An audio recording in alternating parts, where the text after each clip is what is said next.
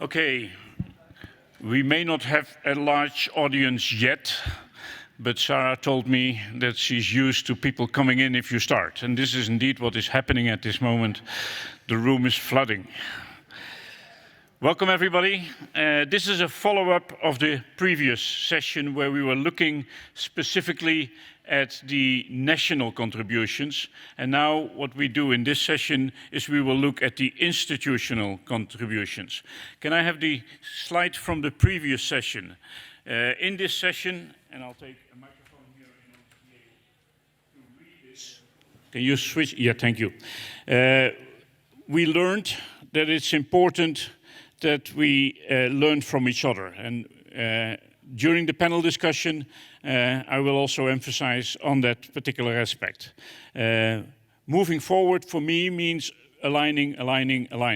If you look at how many organizations are involved in some way or another to get a EOSC established somehow, somewhere, in some form, and I know this sounds vague, but it is vague, and we've seen it still in the mist in the previous presentation for those that were there. That means trying to align 2,000 organizations. We're never going to align them completely. We're not going to be 100% aligned with all of us, but all the extra alignment we can create between all these institutions on the topic of EOSC helps. Then observing what is being done, the steps we have made, following those is an important tool in order to help aligning further, because then we get a good view on what is there. Use cases help. We're establishing with the steering board and the association a set of, a list, I would say, of possible interesting use cases for others. And then the implementation has to be done at the institutional level. The institutions we'll see today are examples of that. But if they converge at the national level, then the national level can converge again with the other nations. And it's important for this to exchange information, and these national tripartite events are good things for that. So EOSC is not only happening when it's under the EOSC title. Similar as financing, EOSC doesn't always carry the EOSC title. There's a lot of things in the development of EOSC that are not called EOSC, but that are absolutely relevant for getting EOSC established. And with that, I would like to invite our first speaker, José Norberto Mazón, and he will give a perspective from his university. José. Oh.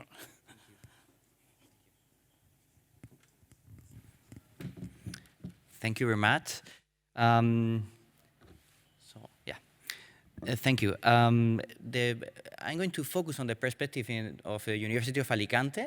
That is a medium-sized university in Spain, in the south of Spain, almost 3,000 researchers, and also focus specifically at the end on one approach we are following in a center we have in a city, in a touristic city near Alicante. It's called Torrevieja. It's a smart tourist lab, which we engage researchers to do some projects. And lately, I'm going to point out one of them that is related with this, how we align this project with EOS.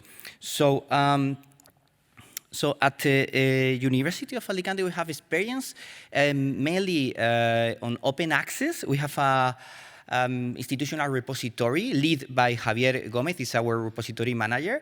He do an extraordinary work on that. We have this institutional repository, and lately we are working on also publishing open data from our researchers.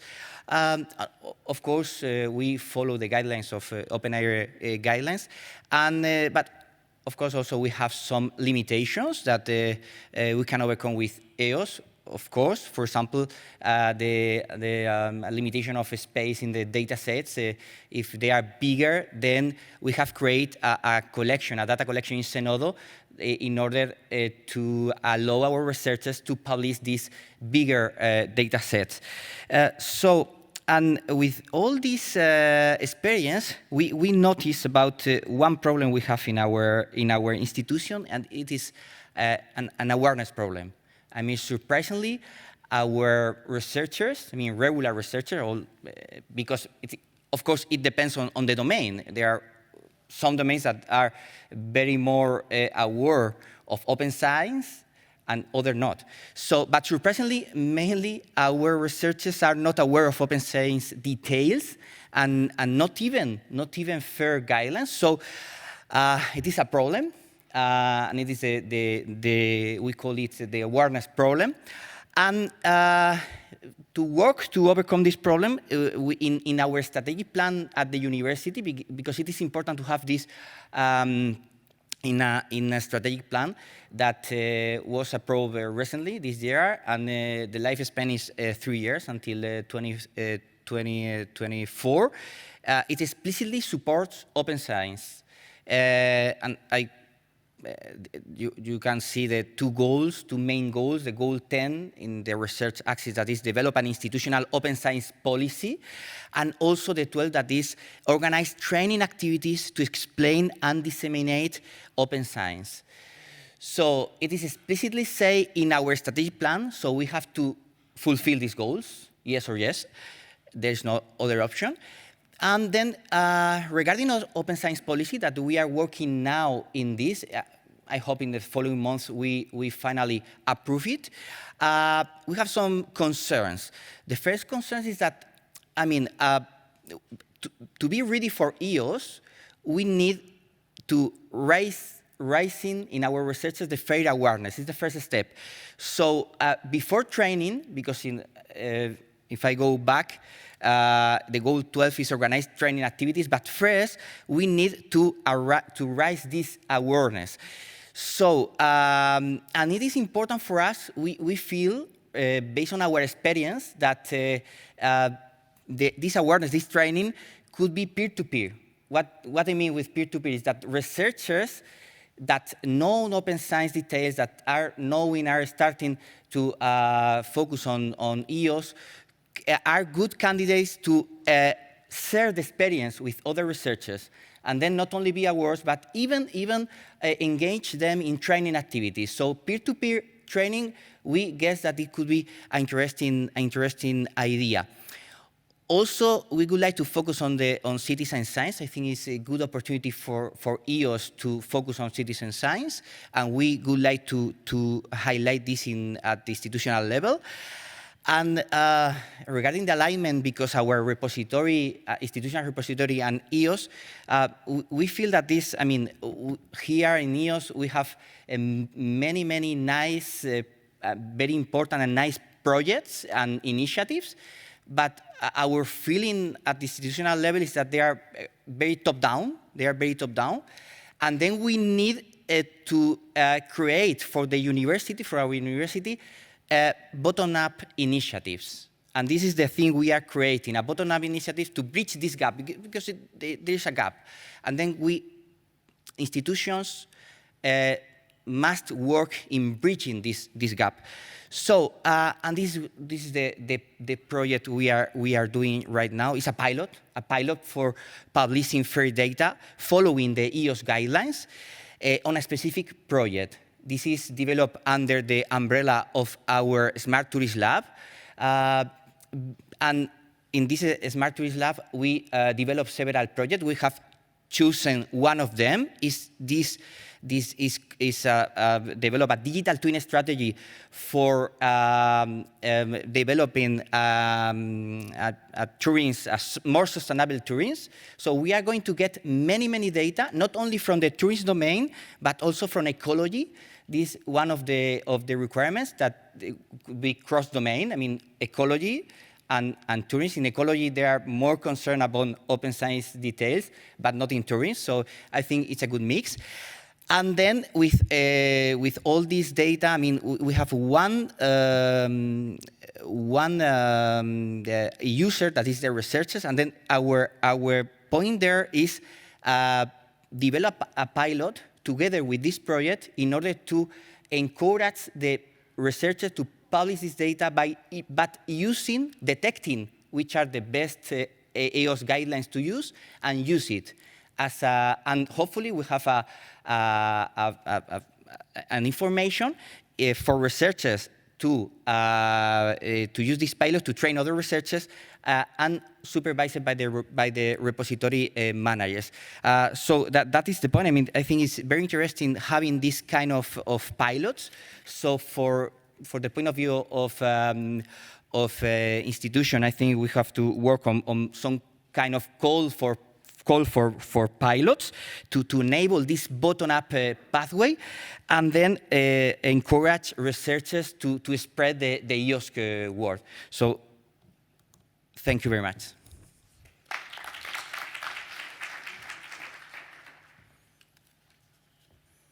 Jose, please stay for possible questions. Other questions in the audience? Yes. Thank you for your presentation. My name is Luc Brinkman. I'm from Dans, the Netherlands, and I'm also here on behalf of the International Network of Open Science Communities. I was very much interested in what you were saying of the need of peer-to-peer training. And so we have quite some experience with that within our network. So the International Network of Open Science Communities is a network of local hubs of exactly what you're talking about, researchers learning from researchers. It's a network of now over 20 local communities in 8 different countries. And we have quite some experience now with how to organize, set up these kind of communities. So I think that might be interesting to follow up upon. Of course, yeah, we can talk later because we are very interested in involving in this and give our point of view. Yeah. I'm sure you'll find each other after this session. There's another question over there. Hi, it's Jordi at the ESRF, a research infrastructure based in France. And just to point out that you talk about the goals of the university towards open science, you talk about bottom-up, and something that I think that is important is also the policies to ensure that the university has an open, fair data policy related to all the research and the information that underpins that research, because that can really help you. So this can help, and this is something that we did in the research infrastructure where I work, and it's kind of working, so I think that is something that you should be considering your end. That's all. Yeah. Thank you. Yeah, totally agree. Yeah. Further remarks or questions? Let me then finish with one remark, Jose. The new Horizon Europe project, for all the research being sponsored by that, requires from the researchers that they publish open access and they make their data as fair as possible. Now, I assume many of your researchers in the university also have European projects, so this might help raising the awareness of FAIR. And maybe you could use this as a vehicle to look at the Horizon Europe projects that are coming in and use that as a vehicle in the university. I totally agree. We will work in this avenue, of course. Thank you very much for your contribution. Then we move on to Jennifer Edmond. Jennifer is the director of DARIA, one of the board members of DARIA, I should say. That's the way she writes it herself, at least. But Jennifer also has been in the Open Science Policy Platform of the European Commission, together with me and a few other people. Jennifer, the floor is yours. Thank you very much, Carol. So I'm going to talk to you today about the DARIA ERIC. As Carol mentioned, I am a member of the board of directors. I'm a director, and I struggle with that a little bit because I was also for many years of my 6-year tenure as director, I was president of the board of directors. So I don't know what my title is. But I also have a sense that many of you may not know what DARIA is and why for an arts and humanities-based organization, the EOSC in particular would be so important. And that actually has quite a long history with DARIA. And so I'm going to tell you a little bit about the organization, and hopefully you get a sense about how we as an institution have found that the EOSC has given us a real structuring and actually a real boost to our strategic mission. So first, a word about DARIA. We are a pan-European research infrastructure, a digital research infrastructure, although the researchers don't have to be digital to come to us. We don't require that, for the arts and humanities. And to give you a sense of our scale, we have about 10 staff. And that 10 paid staff members, we, among us, service a a group of 20, one more than we actually had in the numbers you have there, members and one observer country, and that actually is continuing to grow. What's interesting about Daria, though, is that even though we only have those 10 paid staff, there is a very, very strong in-kind contribution built into our financial model. So you see that actually, ultimately, we have probably now close to 1,500 people who are actually actively working to build this ecosystem of advanced, digitally enhanced research in the arts and humanities. And so again, we have an operating budget of about 750,000 to $1 million a year, but again, across the network, if you look at the funds that are leveraged nationally, you're getting close to 17 to 20 million. So it actually is quite a big organization, but a very distributed one. And you can see there, we have a large number of publications that are associated with our work and a large number of platforms in which we get about 250,000 hits per year. So again, it's a very big, but again, the diversity of it represents the diversity of the disciplines that we are covering. And remember, for every one of those disciplines, you're going to have different practices, academic practices, research practices, values, epistemic cultures, and those cultures and values are going to affect how people perceive their data, how they manage their data, and how they actually want to analyze and interrogate that data. This is where Daria comes in. This is where we seek to support. So, in 2019, we decided to launch our first strategic plan. Just to give you a sense of the timing, I came to Daria in 2017 formally, and I was involved with Daria for a few years before that.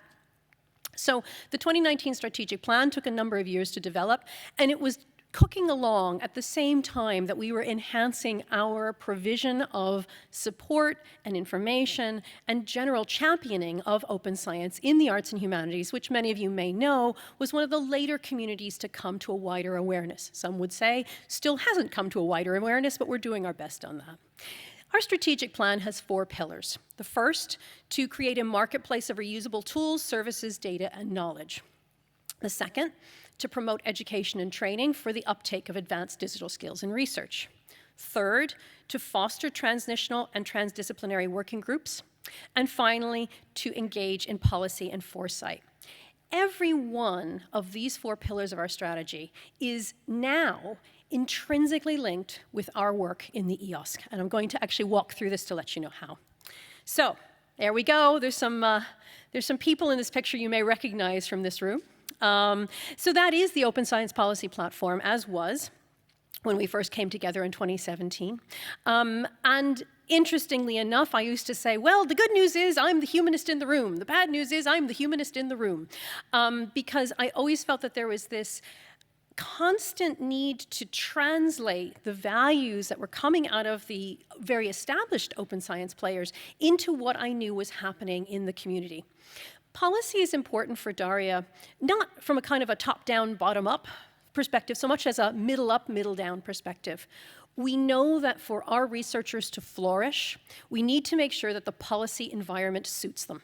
We need to know that the policy environment incorporates and encompasses their, again, values and practices the same way it does the values and practices of physics, chemistry, and other of the disciplines that might have been more involved in the initial development of open science. So for us to be actually trying to influence upward, to make sure that when we talked about open science, we talked about libraries, we talked about historical data, we talked about linguistic data. It was very important to make sure that these were a part of the conversation.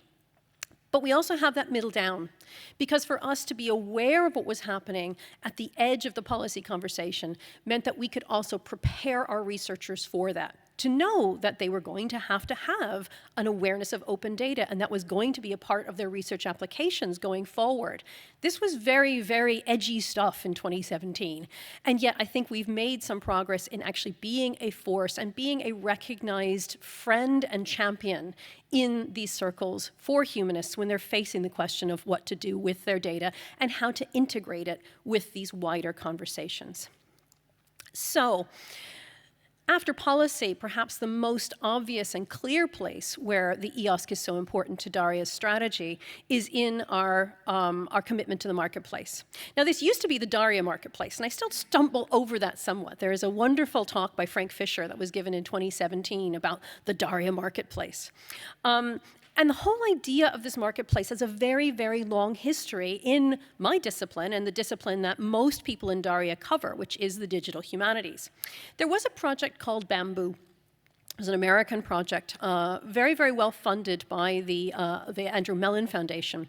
And it was there to build an infrastructure for the arts and humanities, a technical digital infrastructure.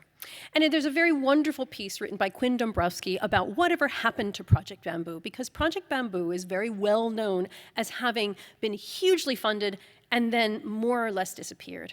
You can't build infrastructure that way for the arts and humanities. And this is where, when we started to visualize and imagine this SSH open marketplace, what was the Daria marketplace and later became the SSH open marketplace, we recognized we would need to build differently. It would need to be community-based. It would need to be validated in ways that the individual sub-disciplines would recognize. And it needed to respect the fact that many arts and humanities scholars have very, very good tools that they're very committed to, that they don't want to actually hand over into some larger research environment.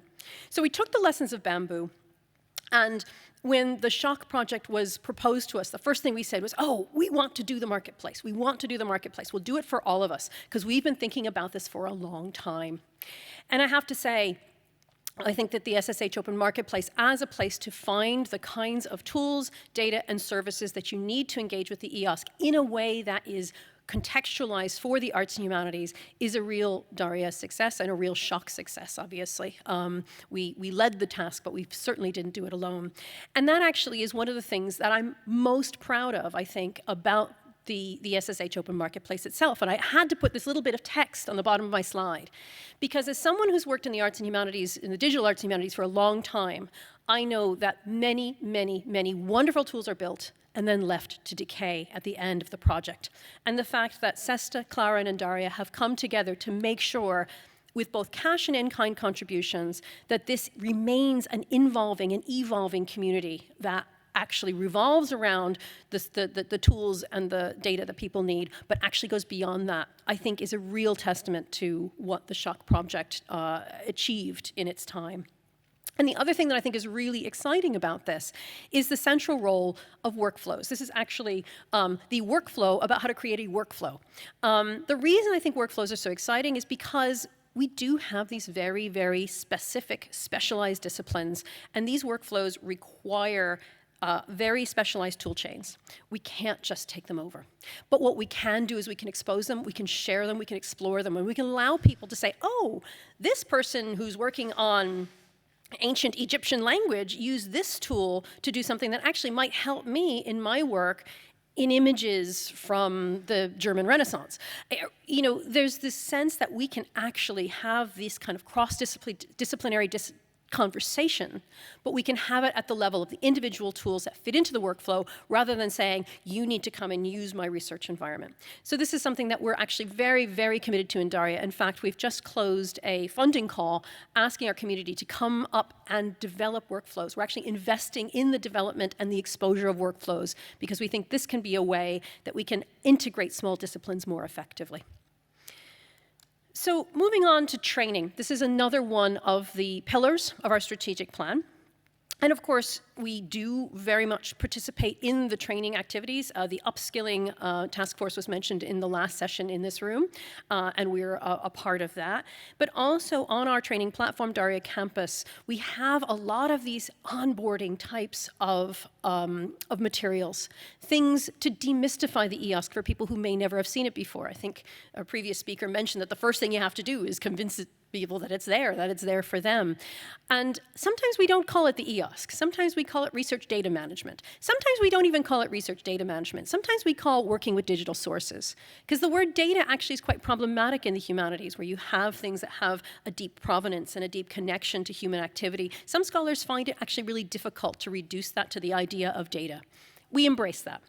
So we have this commitment to training, and we actually make sure that what the EOSC does is a part of a lot of the training we do, and of course that we push that upward to the EOSC itself, to the kind of the central activities of the EOSC, and then disseminate that downward to our community as well through the various interactions we have.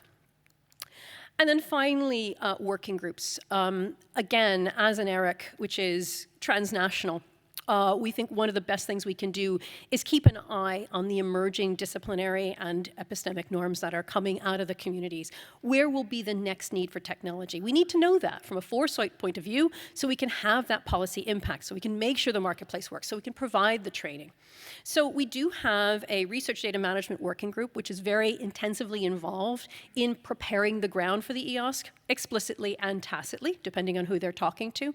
But also, I think, and again, I spoke about this yesterday, the fact that the SSH open marketplace is only a part of the larger SSH Open Cloud project. We actually have a larger network there.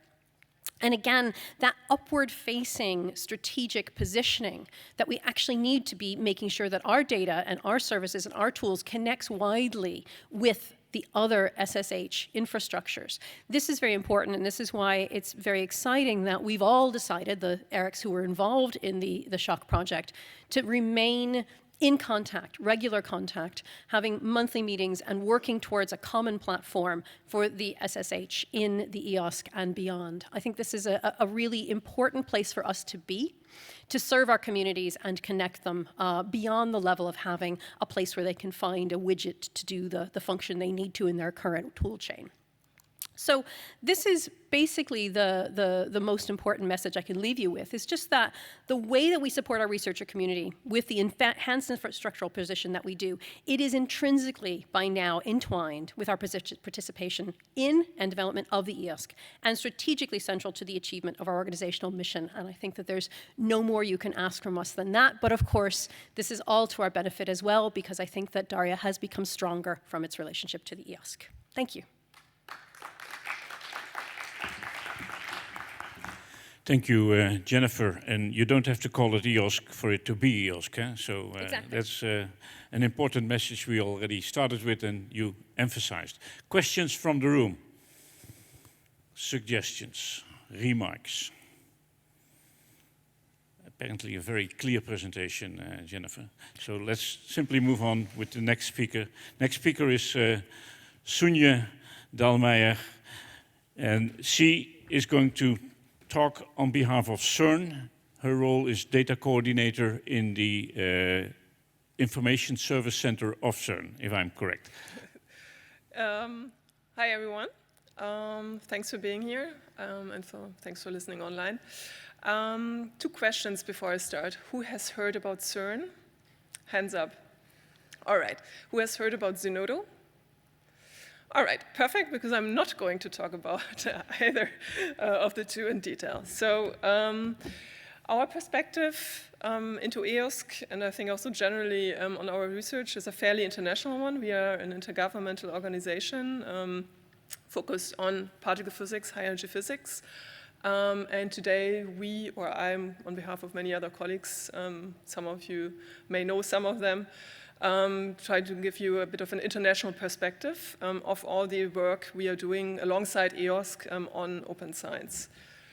So if you have heard about CERN, so you know we have next to the Large Hadron Collider and other experiments before, there was one invention that is kind of, I would say, ruling our daily lives in the 90s, and that's the foundation or innovation of the World Wide Web.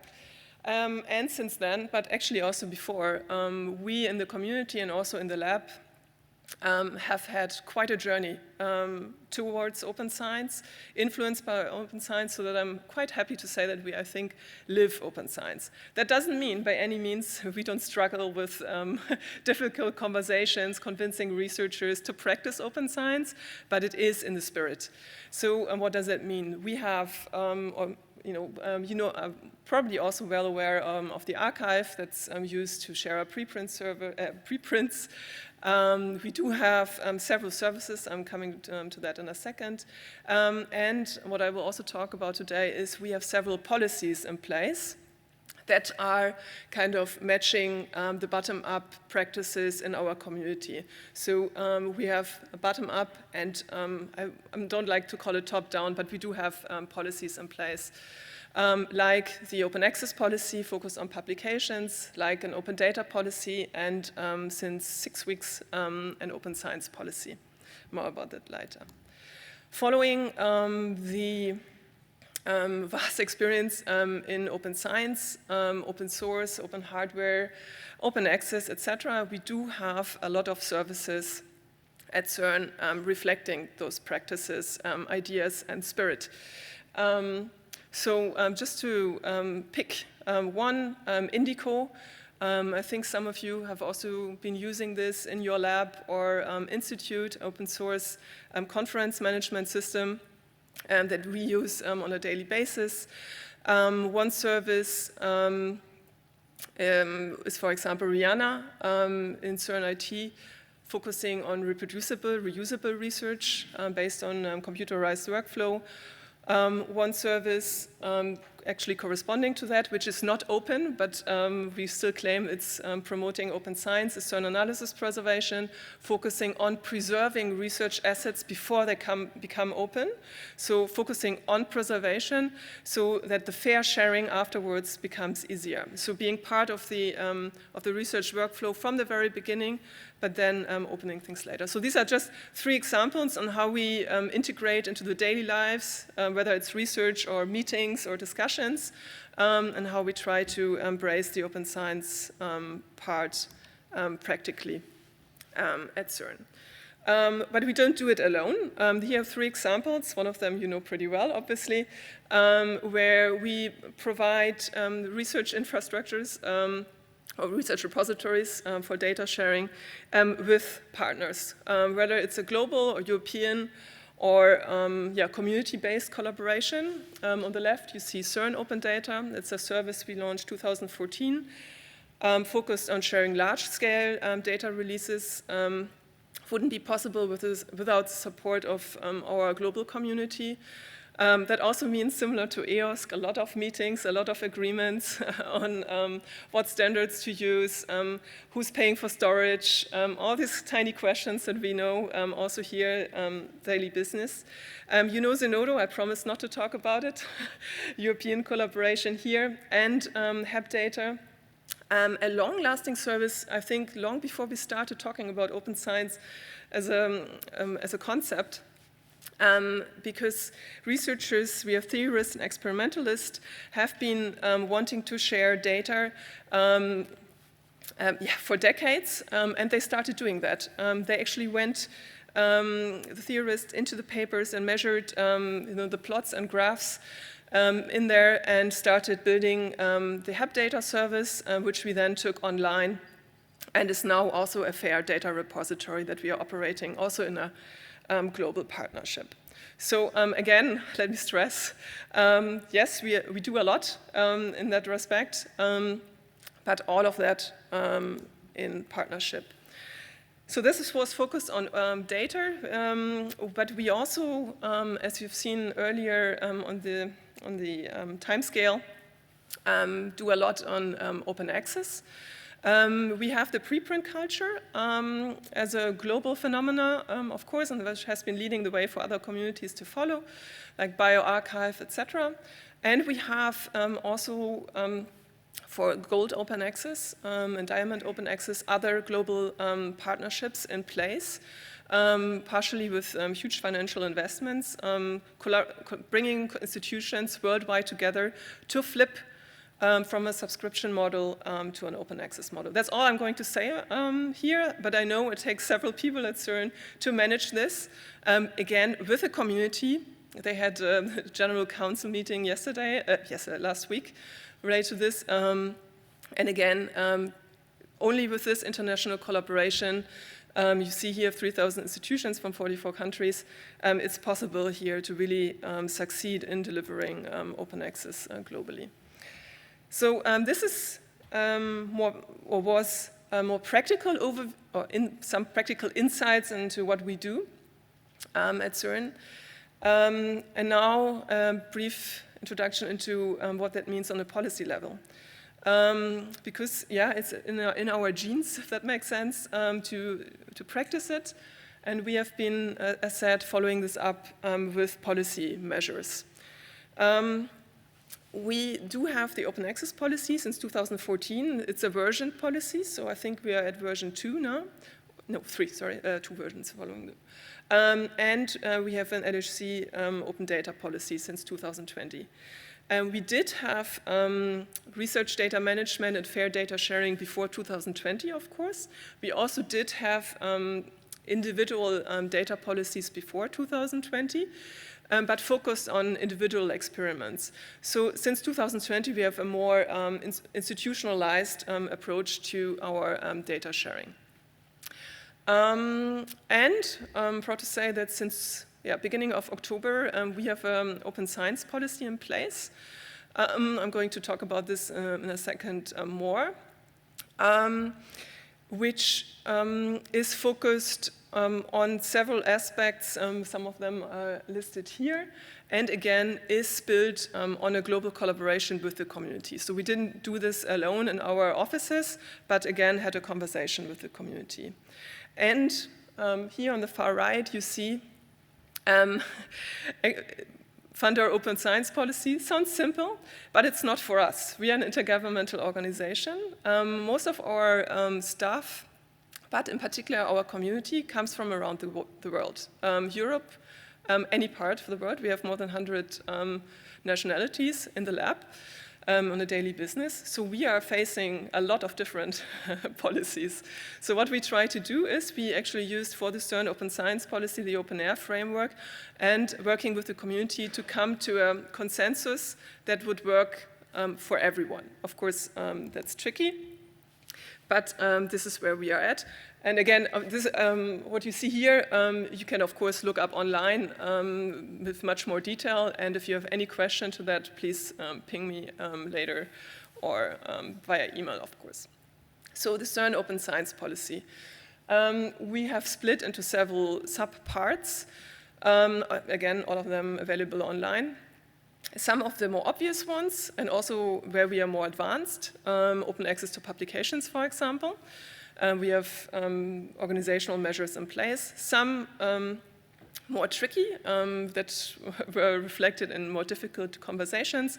For example, infrastructure for open science or open hardware, where we really had to argue on the statements that we as an organization could make in terms of commitment that we were, how open are we in the end, I think is the question. So for me personally, 2 aspects here were very important, and that's maybe surprising. It's the research integrity, reuse, and reproducibility, and infrastructure for open science. Why is that? Because for both are not obvious, and both are often forgotten. Because for research integrity, it's not enough to have fair research data repositories. We need them, of course, but we also need much more. We need sustainable infrastructures. We need a sustainable EOSC, for example. We need documentation, and we need a conversation. What is research integrity, etc. It's a lot of work. And needs a lot of difficult conversation within the community, not only in the lab, but also globally. Infrastructures for open science is where, we need EOSC in a sustainable way. And we need a conversation also within our community. What services do we need long-term to establish further our open science practices? And that can start with simple services like GitLab and leads us to conversations about what fair repository there is, or what happens to all the work in progress research, how is that being shared, etc. So what service do we need for that? So these are conversations, just to give you an example on what is happening, also to surface that while I'm also giving you the impression we do a lot in open science, also for us, this involves a long journey sometimes and long days. The policy, you see it online, the latest version, well, the first version, is to be regularly updated. We work with 2-year timeframes because we expect, following also the training, etc., that we will be offering, that practices in the community will change, requirements from funding bodies might change, And yeah, community demands might change. So there's going to be a lot of work for us as the open science practitioners in the organization in the next years to have that conversation with the community on a continuous basis. But yes, the policy will probably change. Well, not probably, it will change. And what you have now been witnessing in the last 2 minutes is we work on is a reflection on the work that's going on at the moment on a detailed implementation plan. When you visit the website that's linked here, you see the policy itself, but this is accompanied by, at the moment, 20 pages implementation plan that's not public yet. It will be made public. Where we we have been working on detailed measures for each of these bullets above. That includes solutions or workflows on how to share open hardware designs. That includes measures for training. How do we do this? Do we go for standard offerings, for example, by EOSC projects? Or do we go for mixed setups? These kind of discussions with the community, for example, we will have. And again, we rely on our community because while we are in a European organization, our community is global. So we need to offer, for example, trainings that work for the particle physics community wherever they are from. So moving further to EOSC. I called this slide CERN contributions to the EOSC. What is important for me here to convey is that we contribute predominantly with 2 aspects. One is more a technical one, of course. We have a lot of experience delivering infrastructures, digital infrastructures, open science services. So this is where we contribute. The other one is our open collaborative culture that we have. On a global scale, we have a lot of experience bringing a community that is very diverse together, find solutions that are practical, that are workable, and that, in the end, are visible in either on a policy level or on a technical service level, as I've shown to you. So this is, for me, important. First one is open collaborative culture. One of the reasons, to be honest, why I work at CERN, because I really enjoy the controversive discussion culture there. I do think CERN has best practices to share, like, for example, the open access Scope 3 funding model. But also similarly, our repository landscape. All the 3 repositories that I've shown to you, Zenodo being one of them, are based on Invenio RDM. Repository technology that has been copied, has been used a lot, also in other labs. It is actually now a very thriving open source community around this Invenio RDM that I think is also very relevant for EOSC because they have created a first version, and with that it has become much easier to create your own institutional repository based on Invenio RDM. So we are quite proud of that. We do have a lot of experience with governance. I know it's a bit cumbersome to talk about governance, and also for us, in parts challenging, but it's needed. I'm being open, that is of course concerns also our services, where we need to have a discussion about governance. But we do have the experience on a global scale to do this and find sustainable solutions for that. On a more practical level, 2 things that are dear to my heart is advancing FAIR in our own community. I've shown you 3 examples of repositories where we do that already, but as also said, we are working on closed services to actually advance FAIR within the community before the research gets published openly, and I'm very happy to share more of that also within EOSC. We are happy to share. Finally, I haven't been able to attend all of the EOS symposium here, unfortunately. One other topic that's dear to my heart and also our community is research integrity, and reproducibility and reusability of research results. I briefly mentioned the Rihanna service, for example. I think it's super important when we talk about incentives, incentivizing open sharing, fair data, etc., to talk about the next steps. What do researchers get out of this? And what do we want to achieve with all of that? And in my opinion, it is that we want our, in particular CERN, for example, unique research to be sustainable, to be accessible in the future, to be understandable and reusable. So, and I really wish that EOSC also would take more into account services like that would go the extra mile to enable that. Again, sorry, I might have missed some aspects here, but this is my personal way of thinking. And I think this is what I had to say. Please drop me a line if you like to know more about this. If you're interested in details, policy matters, tech matters. So yeah, I'm here with you the rest of the day. Thank you.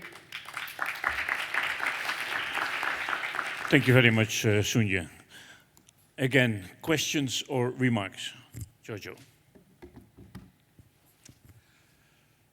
So, EOSC and FAIR data are mostly about interoperability of the data.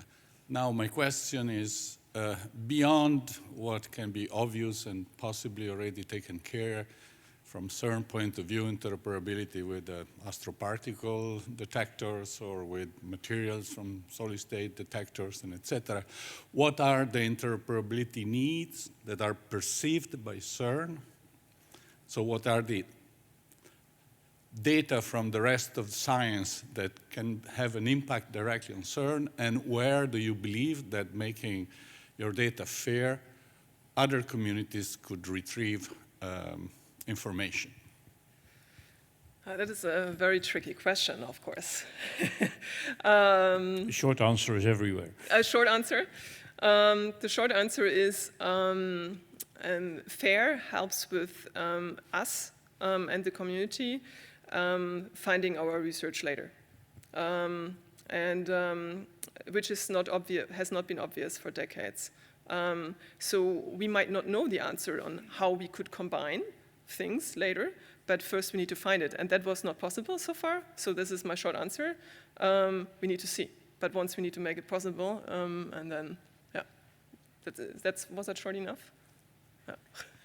Thank you. And if you have the time, I suggest we move on to the next speaker. Thank you, Sunja. The next speaker is Laurens Sezing. He's from SURF in the Netherlands. He's been appointed recently, 2 weeks ago or something like that, Laurens, and he comes from the Leiden University before. And SURF is our mandated organization, so let's hear Laurens.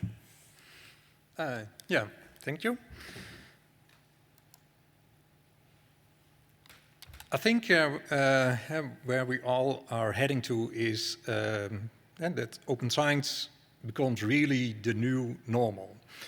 And I really like this picture always, because open science is not really a new thing, also not for researchers. So there are researchers who already bring open science into practice, open access publishing, FAIR data, research software management, citizen science. But what we aim at is that all of the researchers, that they embrace open science. And for that, we need development of new and more effective use of already existing research infrastructures. We also need development of open knowledge practice skills. We need investment in and the spreading of best practices. We need to reform the rewards and recognition system. And last but not least, we also need to incorporate open science in the key responsibilities of academic leaders. If I look at the activities in the Netherlands, then I think there were a lot of top-down activities. So in 2013, the Dutch government, they made a statement that in, I think, 2022, that 100% of all the peer-reviewed articles, that they should be open access available. I think we are really heading towards that. I think overall it's now something like 80%, so that's good progress. In 2017, the National Plan Open Science was being launched. And all of you know, of course, 2018, the launch of the EOSC. 2021, UNESCO recommendations on open science. And in 2022, there was the launch of the National Platform Open Science program towards open science in 2030. These are, I think, I regard at least as top-down initiatives. Besides that, there are also top-down or bottom-up initiatives. And I was really happy that there was also a presentation about the open science communities here at the conference. Besides the open science community, there is also a lively community in the Netherlands of research software engineers. There's a vibrant community of data management, data stewardships, and some of the universities, they also have citizen science labs. I think if I look at open science, it's about culture change, but there are also a lot of different organizations involved. So at the macro level, we have, of course, governments, funding organizations. At the meso level, we have research performing organizations, expertise centers. And at the micro level, and that's where we talk about, of course, that's our research groups and researchers. To enable open science, we need to have infrastructure, we need to have skills, recognition, rewards, policies, and regulations. So we talk about the arenas, and we have political arena, we have economic arena, we have social arena, and we have a technological arena. And it is covering, open science is covering all of the research phases. So researchers, they want to make their research proposals sometimes already available before they start and by pre-registration. So activities are before, during, and after. And then I go back to this slide because I think the top-down initiatives, they seem to have a strong focus on the circulation of knowledge. So after research is being done, then we are going to make our data open available. We will will make our publication open available. These bottom-up initiatives that are really the researchers and people who work together with them, they seem to have a stronger focus on the phases in creating knowledge. So make your, all the open science practices you can already do during your research, so you don't have to do a lot after your research has been finished. So, but basically, if you look at this ecosystem and all of the players, we need collective action. And I think that is exactly what in the Netherlands also happened. So the National Open Science Platform, all of the relevant stakeholders were attending that platform. We worked on aligning the strategic goals. So there are four goals now, objectives. One is close collaboration between knowledge institutions, government, industry, and citizens. Objective 2, scientific processes are inclusive, efficient, transparent, and carried out with integrity. Objective 4, no more barriers to reading and reuse of scientific output. And objective 4, products for and for science are fair, and I think that's where we all here also for. So how then to reach these strategic goals? In the last 2 years, there was a rolling agenda being set up, and the lines of activities are towards societal engagement and participation, towards inclusive and transparent scientific processes, towards open scholarly communication, towards fair and open research outputs. So basically, citizen science, research software, open access, fair data. And the enablers are, of course, open infrastructures, support and training, community engagement, recognition and rewards, policy, and regulations. To go to a better national coordinated action, the activities of the MPOS program, they are now being organized under a regieorgaan Open Science. I don't know really if there is an English definition for regieorgaan. Governance structure. And the government will invest 20 million a year till 2031. But besides that, at the national and local levels, there's also an investment in digital or data competence centers. So universities, they invest in what is called local digital competence centers. They deal with fair data, research software management, and research IT.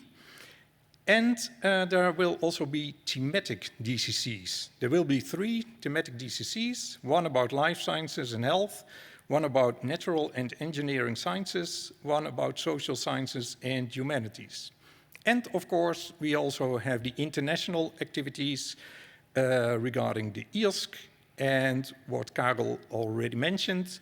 SURF is now appointed as the mandated organization, and you can see that we have, that there are a lot of members in the Netherlands, members with a public remit, with an international remit, and with a commercial remit. So what is then the role of SURF in this collective action approach? And that is, to my opinion, it is to better connect the local, national, and international activities. And SURF can do that because SURF is also a member organization, and SURF is at the local level. SURF facilitates the implementation of local digital competence centers by knowledge sharing, by providing a technical infrastructure. SURF is at the national level, is a member of the MPOS Advisory Board. SURF is also the EOSC mandated organization. And if I look at international activities, and then and focusing on the EOSC activities, SURF acts as a EOSC service provider. SURF also contributes in innovative projects, and SURF contributes to the EOSC task groups. Then I think some points which I think need attention, and that is, it is good to align top-down and bottom-up initiatives. So we want to be inclusive and engage better with these bottom-up initiatives, like the open science community, research software engineers, and data stewards communities.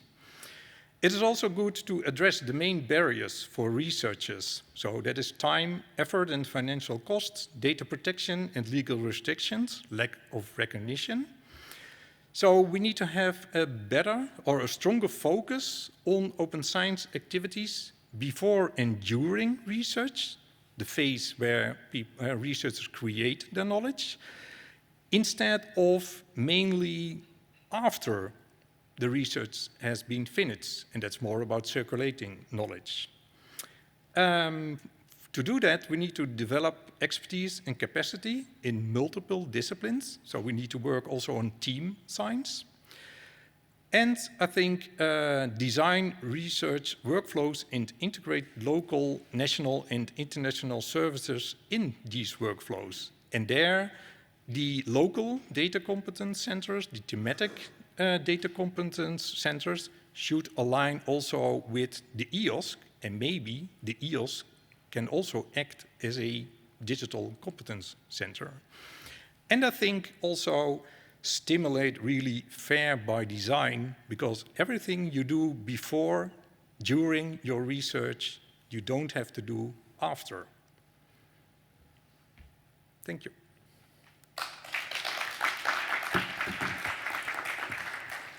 Thank you, Laurens. The good news is that our program runs 1 year longer until 2032.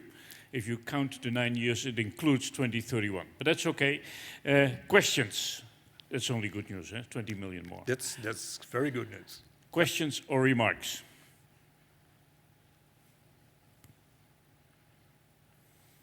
If not, then in view of the time, oh, sorry.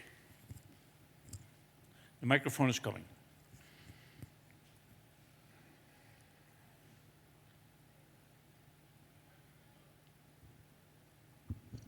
Ivan, can you tell us, did the Dutch government financially support, of any kind support, the establishment of network of local data competence centers? Yes. The Netherlands Funding Organization, NWO, they invest that research performing organizations, that they can recruit 2 FTE and during 2 years' time. And that can be a data steward, it can be a research software engineer. And the research performing institutes who apply for such a grant, they commit themselves that after this 2 years period, that they will finance these 2 FTEs for the longer term. And besides that, NWO invests also in, I think, I'm not sure, 5 or 10 years, the establishment of the 3 thematic DCCs. So they invest in coordinators and community managers. So that is the investment from the government in these local and thematic data competence centers. This investment was already there before the announcement of an extra 20 million per year. So from these 20 million per year, also money will go to these local and thematic data competence centers to expand them, to enhance them, to strengthen them. How much is under discussion? Thank you. No further questions, then thank you again, Laurens, and I would like to ask Monica to take the floor for our last contribution from the University of Bologna.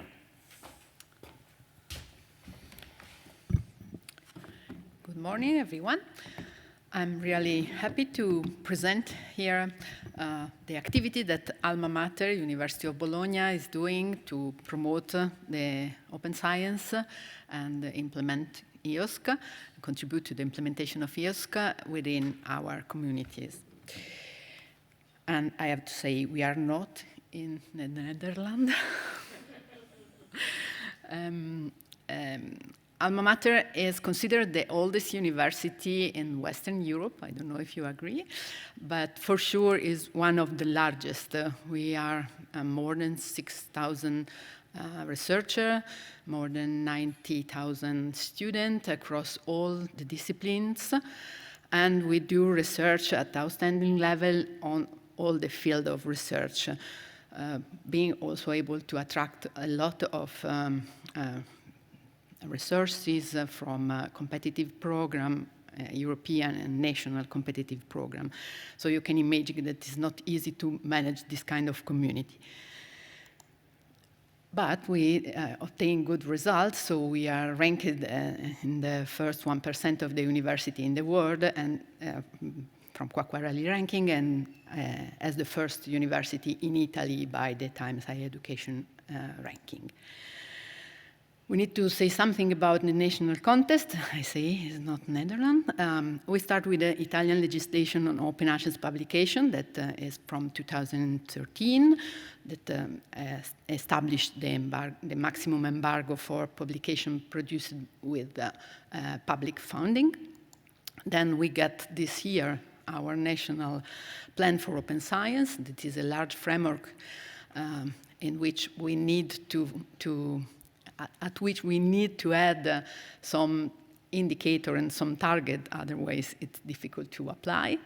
And very recently, some week ago, our National Agency for Evaluation of University and Research signed the agreement of reforming of research assessment, and this, I think, can be a push forward for the open science within the community. We are very lucky because we have a strong bottom-up support from ICDI, mainly through the Italian portal on open science that make us able to find content, and the Competence Center for training and empowerment of all the actors. We started to consider the open science as a commitment in the past, with the signature of the first declaration in 2003 and 2004. Then we developed our open science politic through two consecutive university strategic plan, and we published a policy for open access to publication and research data in 2018. Of course, the strategic plan 2019-21 included a KPI that was the percentage of open access publication produced by the researcher of the university. I have also to say that the publication in open access was rewarded by the university, not to the researcher, but to the department in terms of percentage that the department can successfully obtain. We set a 50% of publication for 2021. We obtained this goal. And now in the new strategic plan, the KPI is remained the same and is have a target at 60% for 2024. But the strategic plan, this new strategic plan, is more open to a holistic vision of open science, including training, including services, including the fair research, data management, citizen science, so on. So we are happy about that. I really have to say that we realized the concept EOSC is not only under EOSC title when we approached the first additional activity plan last year, because we realized that we do a lot of activity that can stay under the head of EOSC, even if we don't realize it before. In this slide, you have a summary of the activity that we included in the new additional activity plan 23 that exceeded 2 million euros. I, of course, go in deep in some of this activity, but if you are interested in see all of them, you can find in Zenodo an extended version of this presentation with the link that is in the last page.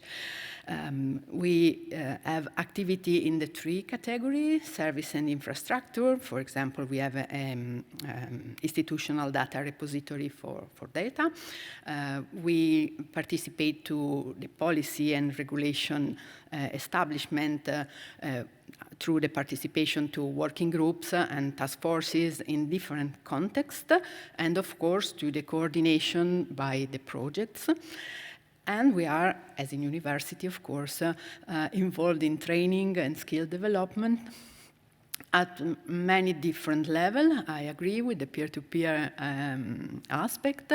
We have some training activity that is a YouTube video playlist open to everyone, but we have also a tailored training for principal investigator and to raise awareness. That is the other problem to the community. We are member of the task force of EOSC. Chiara, that you maybe meet in the next day, in the last day in the symposium, and myself, we are data stewardship, curriculum and career path. Daniele Bonaccorsi is upskilling country and to engage in EOSC, and Silvio Peroni in semantic interoperability. We can just cite for category 1 the open citation infrastructure. Maybe you see the poster is outside. Arianna is there to give you some other information if you need it, but this is an infrastructure collecting citation that at the moment is reaching the coverage of Web of Science exactly the same amount of citation. We want to show you in category 3 demonstration the infrastructure Alma Health DB that is under construction, is not finished, but it has the ambitious goal to allow all the researchers from Unibo and the 3 research hospitals that are in the Bologna metropolitan area to collect and store fair by design data in health field. And this infrastructure will collaborate with BBMRI infrastructure to collect sample and data together. And then in category 6, we have our data stewardship pilot project. We open a call for 5 positions of data stewards, 1 in each specialized area.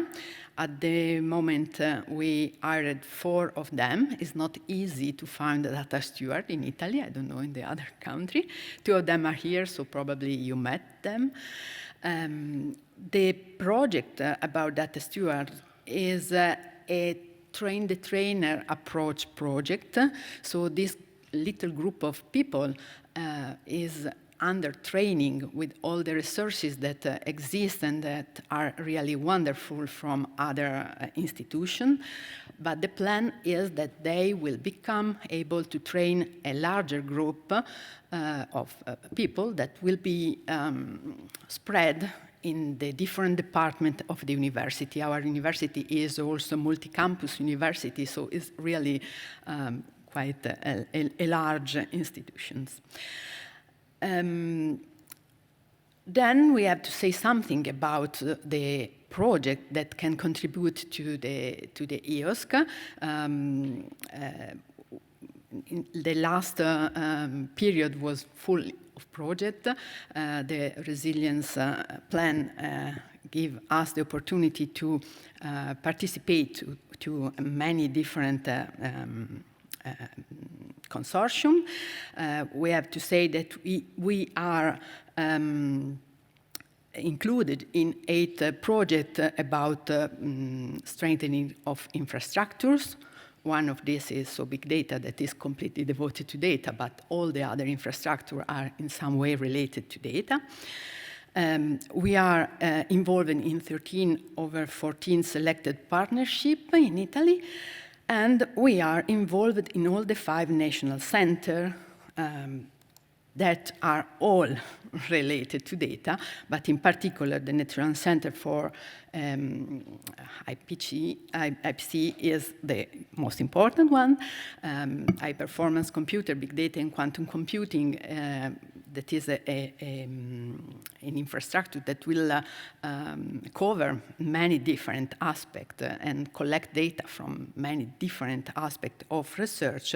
And this because the supercomputer Leonardo is located in Bologna, at the Bologna Technopole, with the, of course, data center of Cineca, but with the contribution of University of Bologna. And the supercomputer will be inaugurated next week, so we are ready to use it. I have just to thank all the people that give me the information to prepare this presentation, and you for listening. Thank you.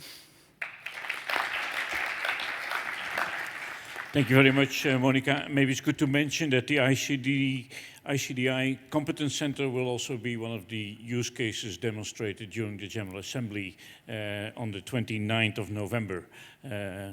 Questions from the audience? If not, then I suggest all the speakers to take a place on the podium, and we have a few minutes left. If we keep to the schedule 10, but let's take 15 for the panel discussion.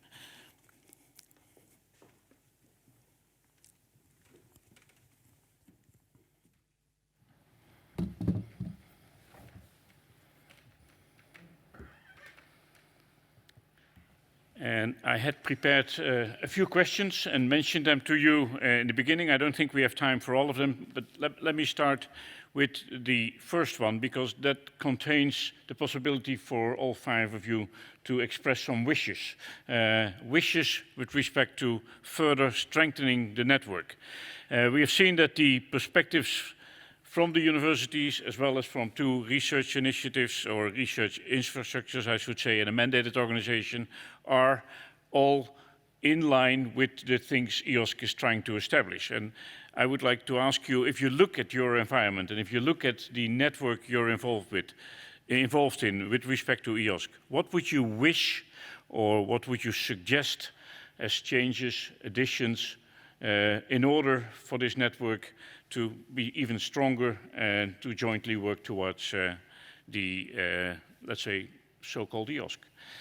Jennifer, may I give the floor first to you? I was afraid you'd do that.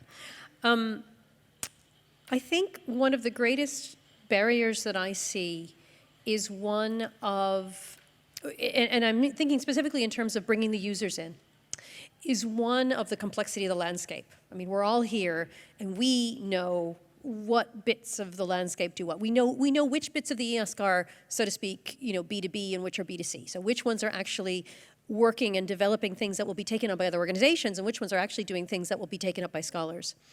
And I think that the complexity of that environment is very difficult. So one thing I would love to see is a very sort of strategic overview of where different players say, okay, this is what we do and this is what we don't do. Because in some ways, if the people who are looking to engage with the EOSC could say, okay, actually, this place does my discipline and this place doesn't. This place is actually doing services that I won't use as an individual user, but my librarian might find it interesting.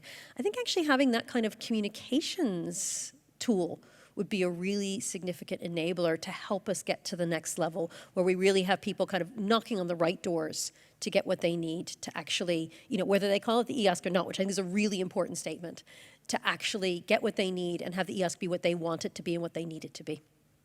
So an easy, accessible database where all that information is found. But then somebody has to keep it up to date, because things are changing very rapidly. You would always have to make a movie, almost have to make a movie in order to show so what is happening. We need the EOSC news picture. channel, the 24-hour EOSC news channel, the CNN for the EOSC. No, I'm actually even thinking of an CNN infographic. Because at the basic level, I don't think this is going to change that fast. And of course, obviously, the projects are doing different things, but the projects should know that at handover where those assets are going to go and who's going to manage them. Projects, obviously, they're not legal entities. They don't exist, as more than ephemera. So I think actually even just some kind of visual that could say, okay, there's these kinds of players and we all make the EOSC, or maybe some kind of branding where you could say, we're EOSC humanities, we're EOSC technical, we're EOSC core.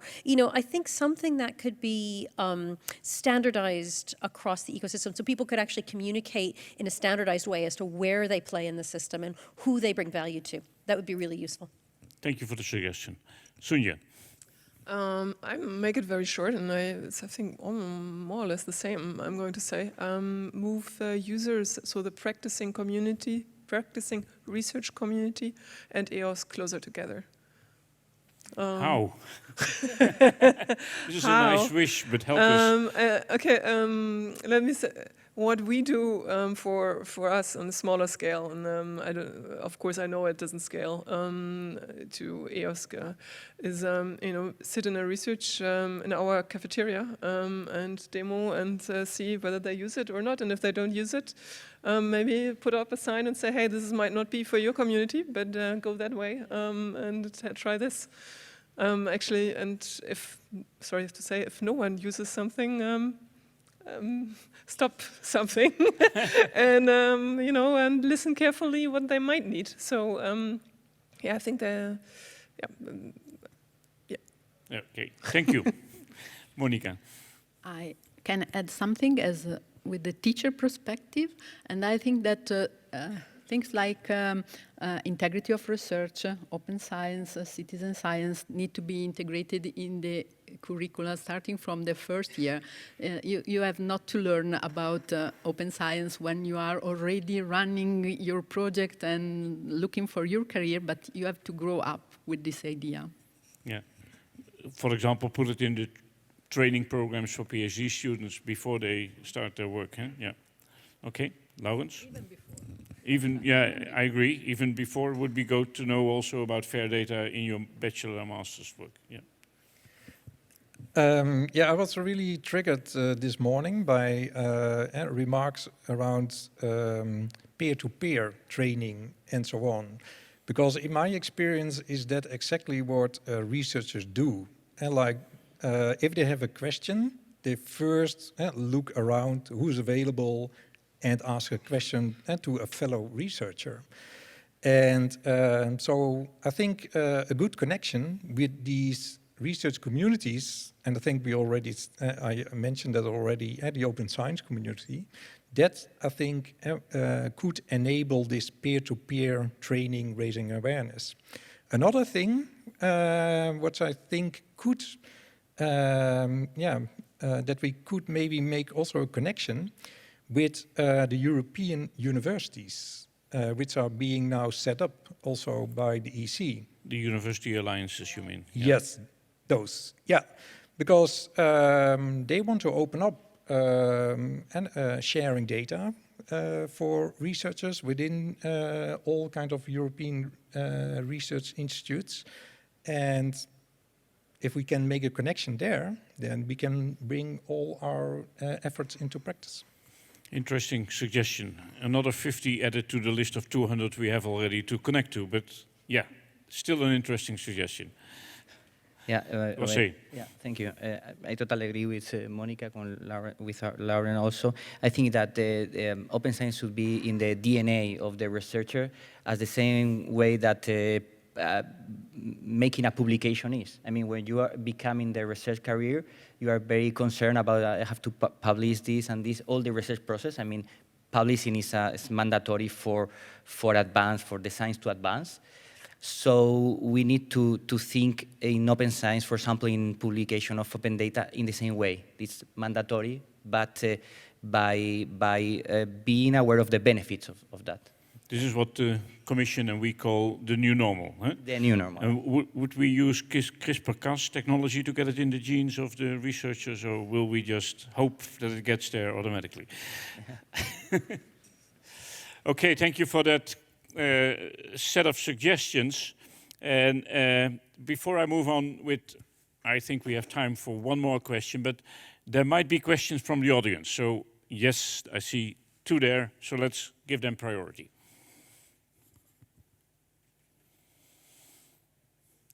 I don't know who was first. They fight it out. Thank you very much.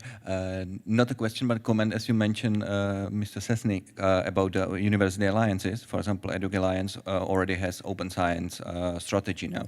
So basically, this is definitely a good job. And this, what we are talking with the alliance, they are finding the way how to support open science, you know, in some way. So definitely, the university alliances can be, because they are most of like positively talking about some topics. They are not implementing it at the institution, but they have this global perspective, you know, that could be very useful for the EOSC implementation. Thank you. Thank you for that addition. What we are trying to do as an association is to link, for example, to EUA, to LERU, to CESAR. These are also associations of universities, but if we would be able to include the university alliances, we would have a much larger reach. Yes. Yes, sorry for the voice, but it's not my fault. No, I have just a comment about what Lawrence was saying, because this focusing on creating knowledge instead of disseminating knowledge after the creation, I think that could be the right approach, because at least in my country, in Italy, researchers tend to equate open science to open access and open access to publication.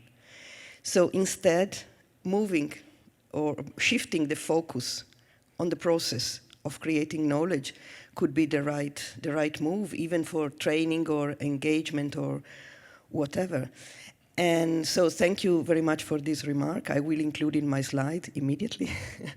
And then another remark about the national level, because I come from Italy, but I'm impressed about what Monica presented about the University of Bologna.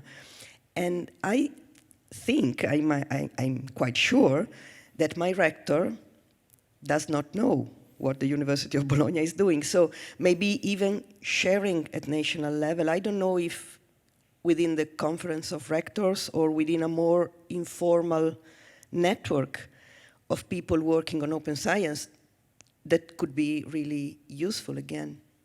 So we can ask Giorgio to give presentations to the Conference of Rectors in order to disseminate the knowledge on open science. Giorgio.